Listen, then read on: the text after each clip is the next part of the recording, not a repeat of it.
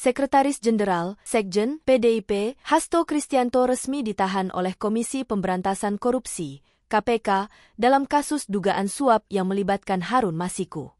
Mengenai penangkapan Hasto itu, publik kini diingatkan kembali dengan ucapan Ketua Umum PDIP, Megawati Soekarnoputri yang pernah berjanji akan langsung turun tangan jika Hasto ditangkap KPK.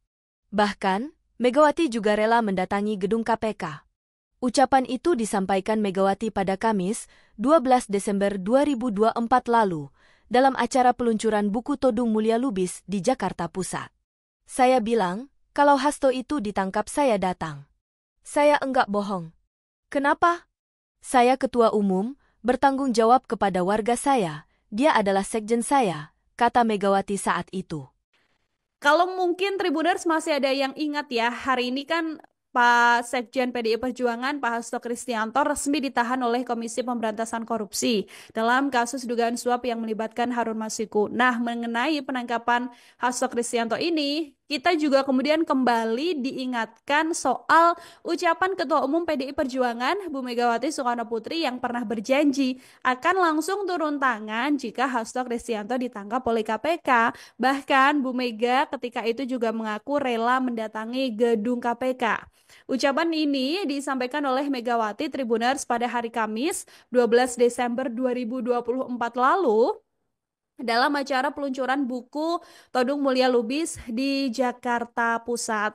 Ketika itu, Bu Mega sempat menyinggung penyidik yang menangani kasus Harun Masiku, yaitu Rosa Purbobekti, yang mana beliau ini menyoroti soal penampilan Rosa yang mengenakan masker dan topi ketika pemeriksaan Hasto di KPK.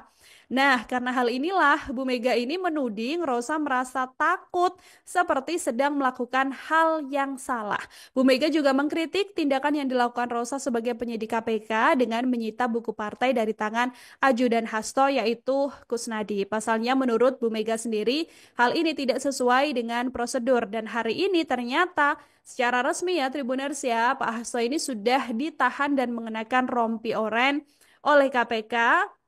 Dan nantinya penahanannya akan berlangsung kurang lebih 20 hari ke depan. Lalu apakah kemudian nanti Bu Ketua Umum PDIP ini benar-benar akan mendatangi KPK? Apa tindak lanjut yang kemudian akan diambil oleh PDI Perjuangan dengan penetapan Hasto Kristianto sebagai tersangka ini? Kita juga masih sama-sama menunggu ya Tribuners ya. Karena dari keterangan kuasa hukum Hasto Kristianto sendiri tadi masih belum memberikan penjelasan lebih pasti. Hanya saja kuasa hukum mengatakan penetapan Hasto Kristianto sebagai tersangka dan juga penahanan yang hari ini dilakukan ini juga tidak sesuai dengan prosedur.